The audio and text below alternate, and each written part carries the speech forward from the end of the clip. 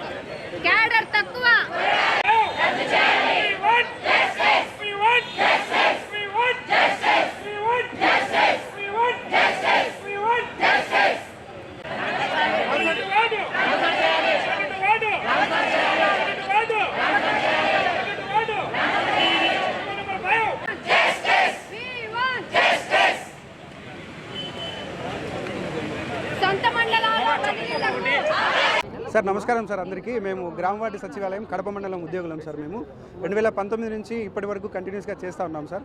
అయితే మాకున్న సమస్యల మేరకు ఏంటంటే సార్, ప్రస్తుతం ఈ 5 సంవత్సరాల 8 నెలలు అయినా కూడా మాకు ప్రమోషన్ కల్పించలేదు. అలాగే డెప్యుటేషన్ల పేరుతో వివిధ సచివాలయాలు తిప్పుతూ దాదాపు ఒక్కొక్క సెక్రటరీని 3 నుంచి 4 సచివాలయాల మధ్యలో తిప్పుతూ అక్కడ పని చేయించడం జరిగింది. ఆ కాలాన్ని ప్రస్తుతం ట్రాన్స్ఫర్ విషయంలో కన్సిడర్ చేస్తున్నారు సార్.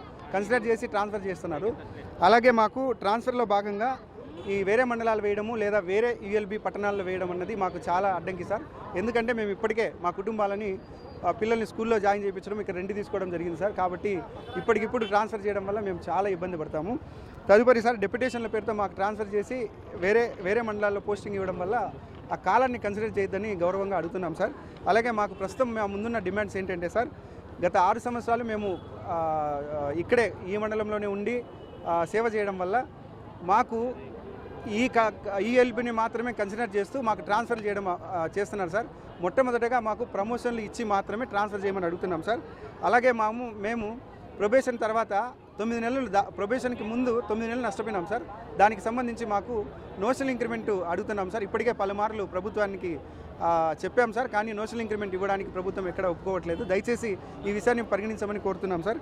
అలాగే డెప్యుటేషన్ ఆఫ్ అలాట్మెంట్ పేరుతో మమ్మల్ని ఎక్కడంటే అక్కడ వేయడం జరిగింది సార్. ఆ కాలాన్ని కన్సిడర్ చేయదని అడుగుతున్నాం సార్. ఎందుకంటే ప్రస్తుతం పనిచేస్తున్న సచివాలయాన్ని ప్రామాణికంగా తీసుకొని ప్రస్తుత కాలాన్ని పరిగణిస్తే మేము ఎక్కడికి మారాల్సిన అవసరం ఉండదు.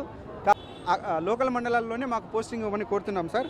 అలాగే రేషనలైజేషన్లో భాగంగా సర్ప్లైస్ అయినటువంటి ఉద్యోగులను ఎక్కడ అలాట్మెంట్ చేస్తారన్నది ఇప్పటికీ స్పష్టత లేవు సార్. జీవో నెంబర్ 5లో కూడా రేషనలైజేషన్ చేసిన తర్వాత వాళ్ళని ఇక్కడే ఉంచమన్నారు తప్ప ఏ డిపార్ట్మెంట్కు అలాట్ చేయమని చెప్పలేదు.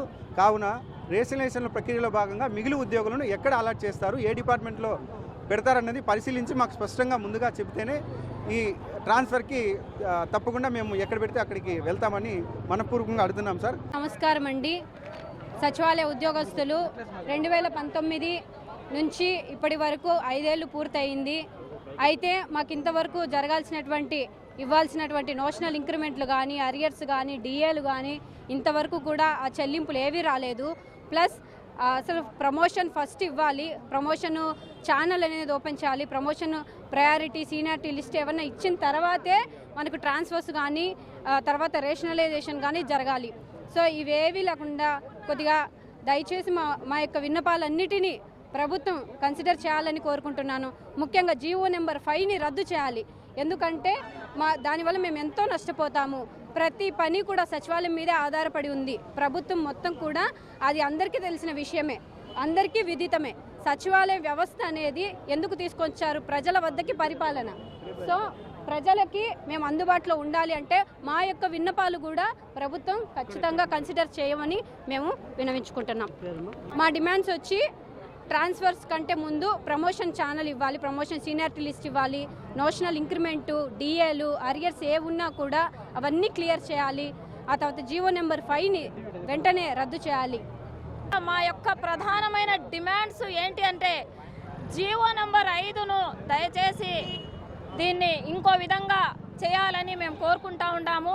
తరువాత మాకు ఇన్నేళ్ళు 5-6 ఏళ్ళు అవుతా ఉన్నా కానీ ఏ ఒక్క డిపార్ట్మెంట్కి కూడా మాకు ప్రమోషన్ ఛానల్ ఇవ్వకపోవడము, మాకనేది పిఆర్సీలు అయితేనేమి ఎందులోనూ కూడా మమ్మల్ని వెనకబెట్టే ఉన్నారు. మరి మేము ఉద్యోగులం కాదా? మరి మా కష్టాన్ని ఎవరు గుర్తించే వాళ్ళు లేక మేము ఇలా అయిపోతున్నామా? ఇప్పటికీ ఎంతోమంది సచివాలయం ఎంప్లాయీస్ సూసైడ్లు చేసుకునే దాకా వచ్చారు. మరి ఇవన్నీ ప్రభుత్వం వారు చూడరా మా సైడ్? అసలు మేము ఏం చేస్తున్నామనేది. ఒక హెల్త్ డిపార్ట్మెంట్లో అయితే 19 మంది ఏఎన్ఎంలు సూసైడ్ చేసుకొని చనిపోయే దరిదాపులకి వచ్చినారు. 2 డిపార్ట్మెంట్ల మధ్య మేము నలిగిపోతున్నాము. మమ్మల్ని ఒక్క డిపార్ట్మెంట్లో రేషనలైజేషన్ చేయండి, మీ అందరికీ మేము రుణపడి ఉంటాము.